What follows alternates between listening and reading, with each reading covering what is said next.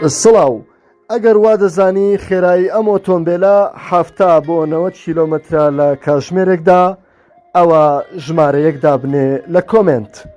ئەگەریش وا دەزانی خێرایەکەی 90 بۆ 110 کیلۆمەترە لە کاتژمێرێکە، ژمارە 2 دابنێ. ئەگەریش وا دەزانی ئەم شۆفێرە قایشی خۆبەستنەوەی بەکارهێناوە، ژمارە 3 دابنێ. تێبینی وەڵامە ڕاستەکان دەخرێنە تیر و پشکە و خاوەن وەڵامی ڕاست کتێبێکی بە دیاری پێدەدرێ. تێبینی ئەم شۆفێرە دەرچوو یاسایە و پابەندی تەواوەتی هەیە بۆ یاسا و ڕێنمایەکانی حکوومەتی هەرێمی کوردستان، شوێن ڕێگای دوکان سلێمانی.